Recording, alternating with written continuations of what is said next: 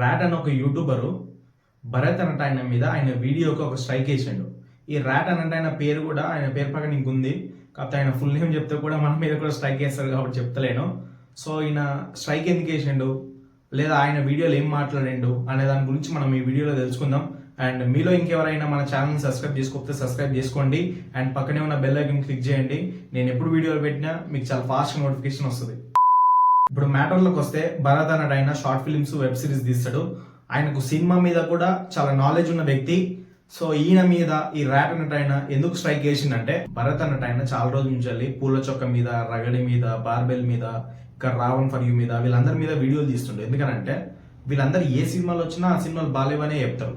ఇప్పుడు for example ఒక cinema బాగుంది అని అంటే 90% బాగుంది అని అంటే దాని గురించి ఎవరు మాట్లాడాడు, కానీ 10% బాగాలేదు అని అంటే దాన్ని 100% చేసి మరీ మాట్లాడతారు ఆ సినిమా బాగాలేదని.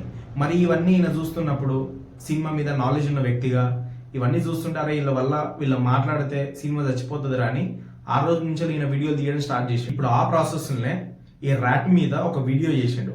ఆ వీడియోలో కూడా ఈ భరత్ బ్రో చాలా క్లియర్గా ఏం చెప్పిండు అని అంటే, సినిమా రిలీజ్ అయిన 3 daysకి రివ్యూ ఇవ్వమంటాడు. ఎందుకంటే అప్పుడు అట్లా ఇస్తే ఒక సినిమా బాగుంటుంది. అంటే వీళ్ళు 5 గంటలకే సినిమా చూసి ఎమ్మటే బయటకు వచ్చి సినిమా బాగాలేదు అని చెప్తారు.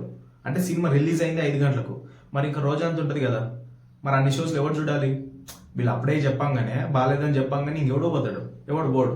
సో అట్లా చెప్పొద్దు. ఇప్పుడు ఫర్ ఎగ్జాంపుల్ ఫ్రైడే రిలీజ్ అయింది అనుకో, ఫ్రైడే, సాటర్డే, సండే ఆగి రివ్యూ ఇవ్వమంటుండు, అంటే 3 days తర్వాత. సో మండే రోజు రివ్యూ ఇవ్వాలి.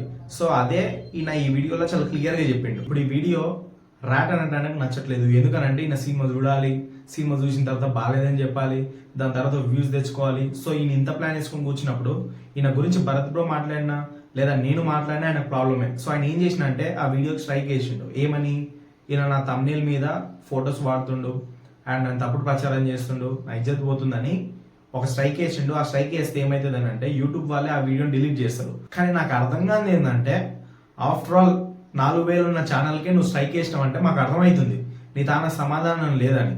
ఒకవేళ నీ తాన సమాధానం ఉంటే నువ్వు ఎట్లన్నా రియాక్ట్ అయ్యేటోనివి, కానీ మరి ఇట్లా స్ట్రైక్ వేసి రియాక్ట్ అవుతాం అనేది మేము అస్సలు అనుకోలేదు. అండ్ మాకు కూడా అర్థమైంది మరి నీకేమైంది అనేది.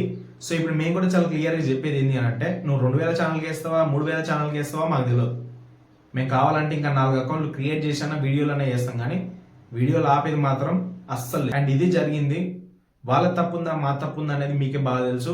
అండ్ వాళ్ళు మంచిగా వీడియోలు చేసేదాకా మేము కూడా వీడియోలు ఆపము.